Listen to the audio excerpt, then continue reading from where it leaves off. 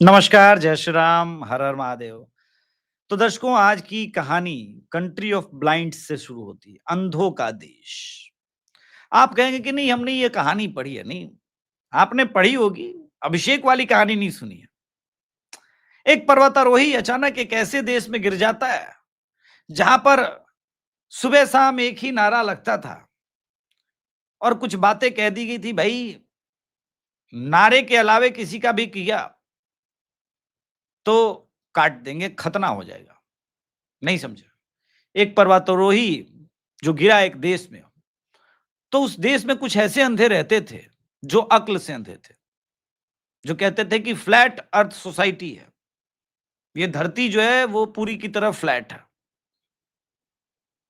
तो खैर, उस लड़के को उस कौम की एक लड़की से मोहब्बत हो गई, इश्क हो गई। सभी आंख से भी अंधे थे। तो लड़के ने कहा कि मैं तो देख सकता हूं, तुम लोग आंख से अंधे हो। तो चूंकि दिमाग से अंधे, आंख से अंधे, उन्हें यह शब्द ही पता नहीं था कि देखना होता क्या। एक बड़े बुजुर्ग आलिम आए और कहा कि अगर इस लड़के का खतना नहीं हुआ, अगर ठीक से कैंची चल जाए, खतना हो जाए, तो ये देखना, सुनना, समझना भूल जाएगा। अब समझे मैं कहानी पे कहां आया हूं? नहीं समझे? चलिए, अगर ठीक से खतना हो जाए, तो ये भी वही नारे लगाएगा, या इलाहा इल्लल्लाह मोहम्मद रसूलुल्लाह। बाकी दुनिया के हर कम्युनिटी को कहेगा कि भगवान नाम की कोई चीज होती नहीं है, मैं मानता नहीं। ठीक से खतना हो गया, तो इसका जो जिम्मा होगा, वो ये होगा कि सामने वाले को भी यही कलमा पढ़वाना है। ठीक से खतना नहीं हुआ। ठीक से खतना अगर हो गया, तो ये दूसरे मतों के बहन बेटियों को माले गनीमत समझेगा और अपने देश को अपना नहीं समझेगा।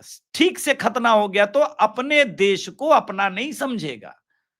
वो सभी खतनाधारी जिस देश में भी है, ब्रिटेन में है, अमेरिका में है, इटली में है, फ्रांस में है, सऊदी अरब में, पाकिस्तान में, उनको अपना समझेगा, लेकिन देश को अपना नहीं समझेगा। इसलिए मैंने शीर्षक रखा कंट्री ऑफ ब्लाइंड्स, क्योंकि आजकल देशों में ऐसे अंधे रहने लगे हैं। मिलान शहर जल रहा है।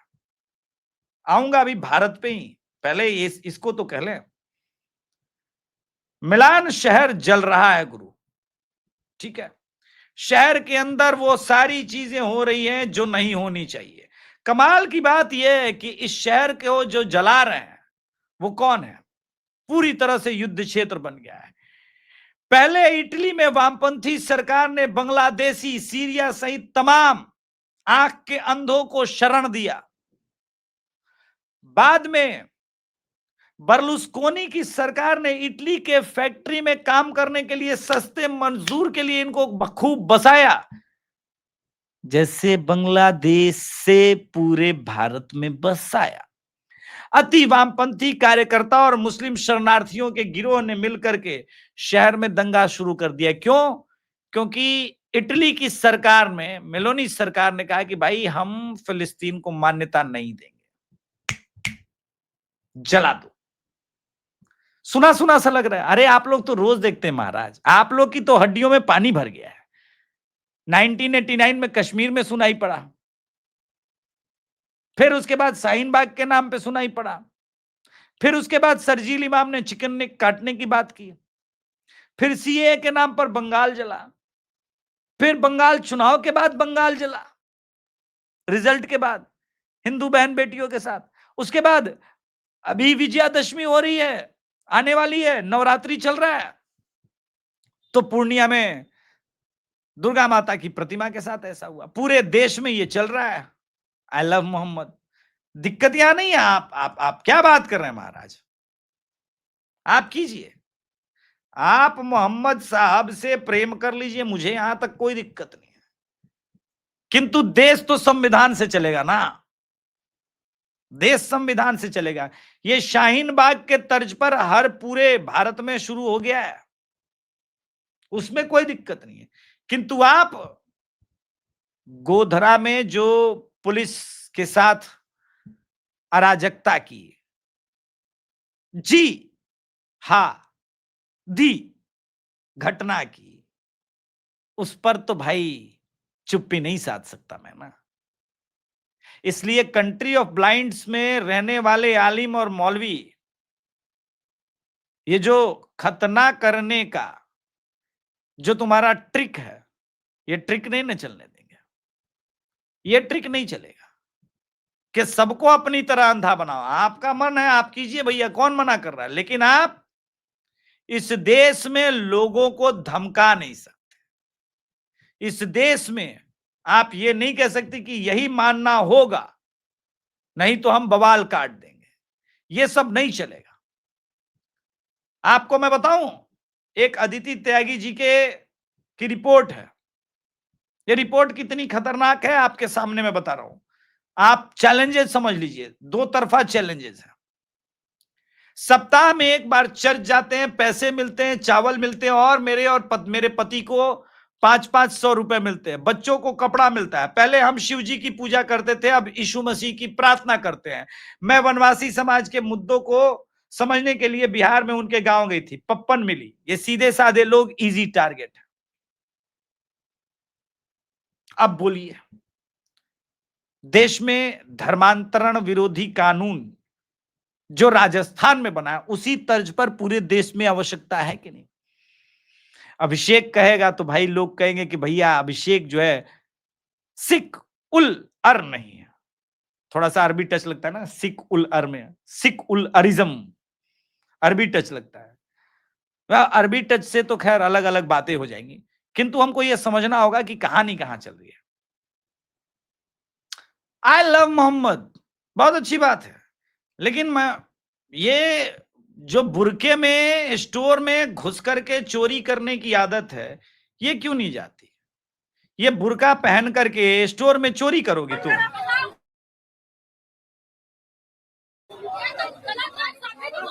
पकड़ी गई। नकाब खुलवाएगा।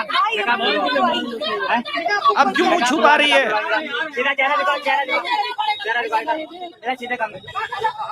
अब लोग कहेंगे कि भाई ये सिखाता है क्या? जी, माले गनीमत कॉन्सेप्ट को समझना पड़ेगा। ये सब सिखाया जा रहा है, ये सब बताया जा रहा है। लगातार प्रतिदिन हिंदुओं के मन में विद्वेष का भाव फैलाया जा रहा है। आप ग्राउंड पर आई लव मोहम्मद के नाम पर जो कुछ भी हो रहा है आप सुनिए, और आप इंस्टाग्राम पर उन्हीं लोगों के हैंडल्स पर देखिए, वो भारत के सनातनियों के मान सम्मान का कितना ध्यान रखते हैं। देवी देवताओं को अपमानित करते हैं, प्रताड़ित करते हैं। पूर्णिया की घटना मैंने बताई कि नवरात्रि शुरू होने से पहले दुर्गा माता की प्रतिमा को तोड़ा, अपमानित किया उनको। क्यों किया? क्योंकि ये बुत परस्ती हराम है। किंतु भारत की न्यायपालिका क्या कहती है कि इनके लिए बुत परस्ती हराम है, किंतु फिर भी वो कर्नाटका के अंदर जो दशहरा में चामुंडेश्वरी हिल में चामुंडेश्वरी माता के प्रति जो हिंदुओं की श्रद्धा है, उसमें मुस्लिम को बुलाया जाएगा चीफ गेस्ट के रूप में। सरकार के अगेंस्ट लोग कोर्ट गए थे, कोर्ट ने बोला ना, ये सेकुलर इंडिया के अगेंस्ट तुम जा रहे हो।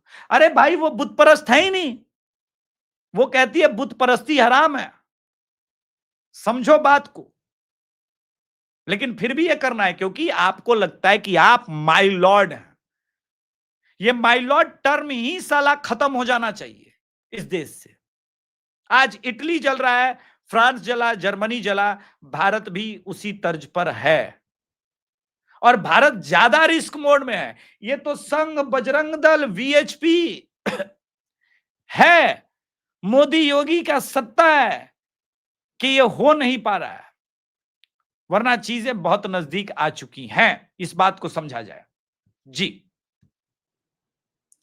सरकार हमारी बातें कितनी सुनती है, समझती है, इसका उदाहरण मैं आपको ये वीडियो सुनवा के देना चाहता हूं। इस वीडियो को बहुत ध्यान से सुनिए, बहुत गंभीर बातें कही हैं संजीव सल्यान जी ने, और ये बताता है कि आने वाले समय में भारत में एक आमूलचूल परिवर्तन होने वाला है और सरकार ऑलमोस्ट उसकी तैयारी में तो है। We need a culture change in the way people use the whole thinking about this profession works. Just to give you an example, not to be taken personally by anybody. You cannot have a profession where you use words like "my lord," or when you're doing a petition, it's called a prayer. You've got to be kidding me. We are all citizens of the same democratic republic. It is not appropriate for one citizen to call another citizen "my lord" or to pray to them. It is not acceptable. We have got to end this. It also have to end this whole custom of having these long vacations. I'm sorry, this cannot go on. The judiciary is a public service like any other part of the state. I also work in the government. I also take vacations. But the judges are very happy for them to take vacations. But why should the entire court system be shut down for this? After all, the policemen also take vacations. I also take vacations. Do you shut down the entire police department for this? Let's say some other profession does this. Let's say the doctors decide that we will take summer vacation, Dussehra vacation, winter vacation, and shut down the hospitals for a large part of the time, and we will have vacation benches for emergency cases. Would that be acceptable? Why is it acceptable then for something that is effectively the responsibility of the state, and as a citizen, is something I should expect? तो सुना आपने, ये कितनी गंभीर बातें Sanjeev साल्यान sir कह रहे हैं। यानी अब अगर ये प्रधानमंत्री जी के सबसे बड़े सलाहकारों में से, आर्थिक मुद्दे पे तो सारा सलाह इन्हीं के माध्यम से होता है, तो आप ये समझिए कि प्रधानमंत्री नरेंद्र मोदी जी के मन में है। और प्रधानमंत्री जो रावण के 10 सर होते हैं ना, एक अहंकार का सर, एक ईर्ष्या का सर, एक घमंड वाला सर है, एक ज्ञान वाला भी था, एक सर जो है वो लोभ, सत्ता, काम, क्रोध, ये 10 सर के डेफिनेशन है अलग अलग। नरेंद्र मोदी जी बाण मारेंगे और बाण नाभि में मारेंगे, और सारा नाभि में बाण मार करके जो अमृत कलश डेमोक्रेसी के नाम पर कुछ लोग पी रहे हैं, सिर्फ कुछ लोग पी रहे हैं, वो सब सूख लेंगे और फिर होगा रावण का वध। क्योंकि रावण का वध तो तय है, नरेंद्र मोदी जी के ही द्वारा होगा। ऐसे कई रावण हैं जो घूम रहे हैं और खुलेआम सनातन को अपमानित करते हैं, प्रताड़ित करते हैं। अब ये वीडियो आप देख लीजिए, ये वीडियो देख लीजिए। हिंदू धर्म में शक्ति शब्द होता है। हम शक्ति से लड़ रहे हैं। एक सुना, यही आदि शक्ति, यही माता से लड़ रहे हैं। मैं अपनी तरफ से कुछ कह ही नहीं रहा हूं, ये तो राहुल गांधी के शब्द हैं। ये राहुल गांधी ऐसा क्यों करते हैं? क्योंकि मैंने दिखाया दोनों अब्राहमिक रिलीजन जो मन से अंधे हैं, जिनके मन के अंदर है कि भाई सबसे पहले सनातन को बर्बाद करना है। ऐसे थोड़े कर्नल पुरोहित को फंसाया गया था, ऐसे थोड़ी ना हुआ था। ये जो चीजें हैं ये रातों रात होती नहीं है, ये किसी दिन ऐसे होता नहीं है, ठीक है। अब आपको मैं बताऊं, ये सेकुलर लड़की, ये देखिए, इसको गौमांस कैसे खिलाया जा रहा है, ये थोड़ा देखना जरूरी बनता था आपका। ये संभवतः आंखें खोलती हैं कि आप मैं जिनके बारे में कह रहा हूं कि कंट्री ऑफ ब्लाइंड्स के आप देश में रह रहे हैं, कंट्री ऑफ ब्लाइंड्स के देश में रह रहे हैं, और इनकी ब्लाइंडनेस देखिए। ये कोई प्रेम नहीं है।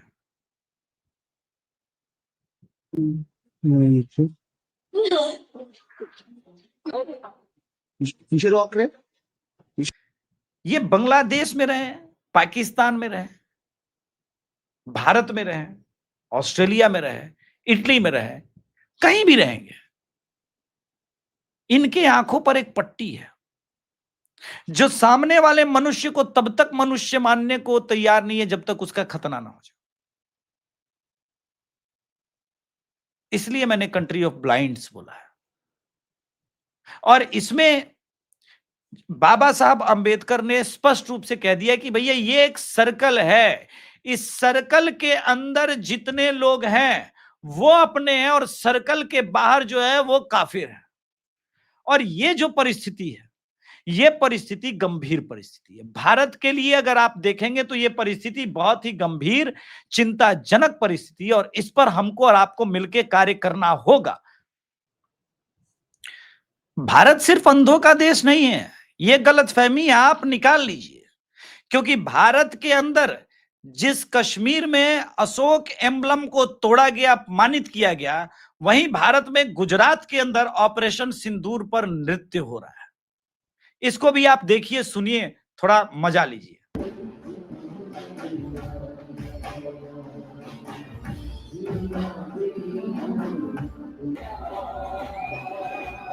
आप देख सकते हैं ये जो भाव है ना, भारत को भारत बनाता है, नरेंद्र मोदी को नरेंद्र मोदी बनाता है। और यही वो जो मैंने कहा, अंधों की जो फौज है यहां पर टिक नहीं पा रही है, क्योंकि नरेंद्र मोदी के साथ जो ये जनता, ये जेनजी है, यही वो जेनजी है जो भारत को कंट्री ऑफ ब्लाइंड्स बनने से रोक रही है। हम जैसे लोग, आप जैसे लोग, युवा, आप जैसे लोग जागरूक, जो द अभिषेक तिवारी शो के सामाजिक परिवार है, आप जैसे लोग रोक रहे हैं इनको। और यही वो तकलीफ है, यही वो तकलीफ है कि भाई कुछ भी हो रहा है, हम लाख षड्यंत्र कर रहे हैं, ये मोदी नहीं हट रहा है, ये योगी नहीं हट रहा है, ये हेमंता बिश्व शर्मा नहीं हट रहा है। हम करें तो क्या करें? देखिए, राहुल गांधी के शब्दों में एक बात बता रहा हूं, नरेंद्र मोदी ने दिलों को हैक किया है। नरेंद्र मोदी ने इस देश में जो एक क्रांति बनाया है, ठीक है, ये तमाम चीजें जो है, जो बदली है नरेंद्र मोदी के राज में, ये रातों रात नहीं हो रहा है। मैं आपको एक वीडियो दिखाता हूं कि लोगों को अंधा, बेवकूफ बनाने का प्रयास कैसे किया जाता है। ये एक प्रशांत किशोर की पार्टी है, ठीक है, ये लोगों को 20 रुपए में एटीएम कार्ड दे रही है। पहले इसको देखिए, बहुत ध्यान से देखिए, फिर विश्लेषण करेंगे। देखिए, जॉन सूरज का 20-20 रुपया लेकर एटीएम दिया जा रहा है। एटीएम से क्या फायदा है भाई साहब? घर कहाँ है आपका? हेलो, नोनिया मोहतो टोला मुड़िया उठाओ ना। क्या फायदा भाई एटीएम से? जॉन सूरज के सरकार बनेगा तो रुपया मिलेगा। क्या था ना? 20,000 के महीना। अच्छा, ना बनी तो वोट दीजिएगा तो जरूर बनेगा। मैंने ना बनी तो वोट दीजिएगा तो जरूर, नहीं बनेगा तो नहीं मिलेगा। थोड़े भाई तू सपना देखले वाला हेलीकॉप्टर चढ़म तो चढ़िए जीबो। ये काम दी हार जेबो तो 20-20 रुपया आई लोग के खाता में कि ना? इस लड़के ने जो मूल प्रश्न पूछा उसका उत्तर इस लड़के ने नहीं दिया वीडियो में, कि अगर हार गए तो क्या तुम 20 रुपए इनका रिटर्न करने आओगे? देखिए लोगों को कैसे बेवकूफ बनाने का चक्र है। एक 20 रुपए लिया जा रहा है और कहा, एक एटीएम कार्ड दिया जा रहा है, बोल रहा है कि अगर वोट किए हमको तो 20,000 देंगे इस एटीएम कार्ड में और आपको इससे जो है मिलेगा। ये सीधे सीधे डेमोक्रेसी का मर्डर है, हत्या है, ब्राइब है। और ये प्रशांत किशोर कह रहे हैं कि हम नई राजनीति करेंगे। इसलिए मैंने कंट्री ऑफ ब्लाइंड्स टर्म का प्रयोग किया कि लोगों को बेवकूफ बनाओ, उनका खतना कराओ, उनको किसी भी तरह से अपने सर्कल में लेके आओ। इस बात से उन्हें कोई फर्क नहीं पड़ता कि इससे उनकी देश की एकता, अखंडता कॉम्प्रोमाइज हो रही है कि नहीं हो रही है। ये जो ट्रेंड है मित्रों, ये ट्रेंड इस देश को बर्बाद कर सकता है। और हमारा और आपका ये कलेक्टिव रिस्पॉन्सिबिलिटी होना चाहिए कि इस खतरनाक ट्रेंड को हम रोकें, ऐसे लोगों को रोकें जो भारत को विभाजित कर रहे हैं, बर्बाद कर रहे हैं। ये वही है प्रशांत किशोर, यहां पैसे से कर रहे हैं और मुसलमान इलाकों में ऐसे हाथ करके सजदा करने लगते हैं। जो मुसलमानों के वोट के लिए आज सजदा कर रहा है, वो हिंदुओं के हितों से कितना कॉम्प्रोमाइज कर सकता है, इस बात का आपको अंदेशा है? इस बात की गंभीरता को क्या आप समझते हैं?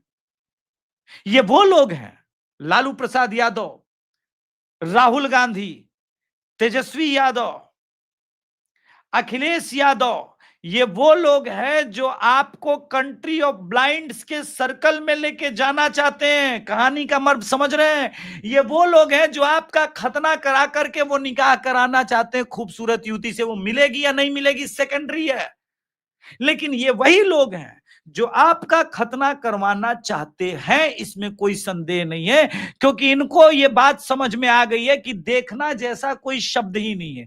देखने का तात्पर्य यहां आपके मस्तिष्क के जागरूकता से, देखने का तात्पर्य कि आप देख सकते हैं कि आपकी देश की एकता, अखंडता, सोवर्निटी, भारत माता का आंचल सुरक्षित रहे, वो ये समझते नहीं है।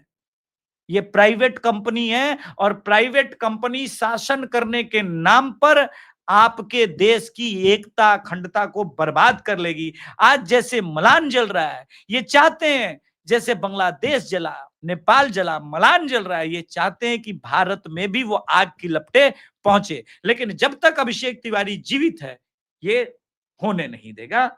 धन्यवाद।